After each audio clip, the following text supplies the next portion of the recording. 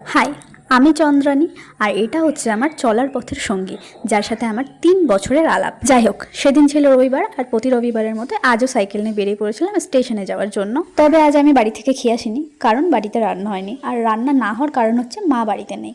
শুধু আজ বলে নয়, যেদিন যেদিন বাড়িতে রান্না হতে দেরি হয় বা যেদিন যেদিন বাড়ির খাবার আমার পছন্দ হয় না, সেদিন সেদিন আমি এখান থেকে ব্রেকফাস্টটা সেরে নিই। কারণ এখানকার লুচিগুলো আমার খুব পছন্দের। হাতে একটু ছুতে না ছুতেই একদম তুলোর মতো করে ছিঁড়ে আসে, এতটা সফট হয় খেতে। খাওয়া দাওয়া কমপ্লিট করে এখন গ্যারেজে সাইকেল রেখে যাব স্টেশন। গ্যারেজ থেকে স্টেশন খুব একটা দূরে না, মাত্র গুনে গুনে 20 পা হাঁটলেই স্টেশন। স্টেশনে পৌঁছে প্রথম কাজ কমপ্লিট করে নিয়েছিলাম, মানে 2টো টিকিট কেটে নিয়েছিলাম। আর এখানে 2টো টিকিট কেন কেটেছি অবশ্যই বলবো, একটু ওয়েট করো। ব্রিজ পার হয়ে ট্রেনে উঠে চুপচাপ আমার রোজকারের বসার জায়গায় গিয়ে বসলাম। আর এই পাশের সিটটা একজনের জন্য রেখেছিলাম, এখন শুধু তারই আসার অপেক্ষা।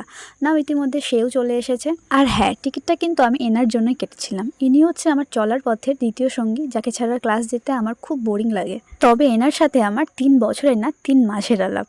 ওই হয় না, চেনা নেই জানা নেই, হুট করে একদিন আলাপ, তারপরে জীবনের অন্যতম এক বন্ধু হয়ে ওঠা। কেমনই দিদি নামক বন্ধুত্ব বলতেই পারো।